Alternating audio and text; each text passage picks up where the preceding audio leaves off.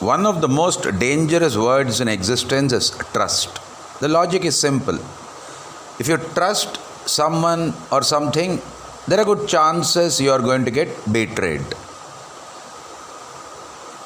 So, trust will automatically lead to some kind of betrayal. The problem is you trusted. Somebody is going to shatter your trust sooner or later. If you do not trust anybody or anything, you can never be betrayed. So the simple solution is learn to trust yourself and your experience and do not trust anything else besides that. Leave it all to random chance. Do not say, he or she betrayed my trust. That is weakness. Who asked you to trust in the first place? I did not ask you to trust. You went and trusted because of your weakness. And then that trust got shattered and you are saying, I have lost faith in humanity. Two people betray you and you lose faith in entire humanity. Beautiful. Anyway, the point is, it brings us to a beautiful Sufi story. A businessman is going on a long voyage, maybe for a year or two. And he has a small problem. He's got an extraordinarily beautiful slave girl with him. So he doesn't know who will guard her. How will she remain untarnished? He's very possessive about her. Nobody should touch her. But then he thinks of his best friend, a very honorable, noble, good soul, who lives in the same town, and he goes and meets him and says, I need to go on this great voyage. I'll return after 1 or 2 years. Could I leave my extraordinarily beautiful slave girl with you? I know you will try nothing funny.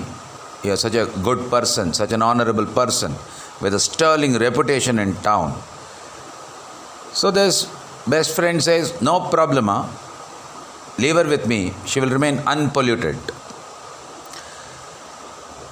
Now the businessman goes on the voyage, and as luck would have it, the slave girl and this best friend fall in love with each other, and after 1 month, she is pregnant.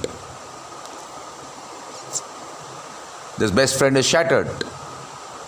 He has betrayed the trust placed on him by the businessman. He is wondering what to do. How will he face him? The word will spread. And in a moment of great depression and regret and remorse, he approaches Sufi saint for answers. The Sufi saint says, I cannot provide you any answer right now. I know the problem you are going through, the typhoon, the tornado happening within your being right now. You do one thing. You join that caravan going to Basra. They are camped now. They will leave in 2 or 3 days. Go and talk to the chieftain of the caravan, and they will escort you to Basra. It is about 1,000 miles away. He says, okay. So after 3 days, he joins the caravan, and they are moving through the hot desert sands toward Basra, and he gets talking to a few people. They say, what's your business in Basra? He says, I have to meet a Hassan of Basra. He's a very famous personality. He lives in a palace. They say, Hassan of Basra, who's sending you to him? He says, a Sufi saint. Says, regarding what? He says, regarding a sin I have committed. He says, Hassan has the answer. Hassan has the answer. Hassan is the most perverted, corrupted soul in these parts. We don't know why the saint is sending you to him. So this best friend starts thinking to himself, have I made a mistake? But he's halfway into the journey. He says, anyway, I have to reach. They say, okay, fine, you can meet him, but I don't know of what use he will be to you. He is the most perverted, corrupted soul you can meet.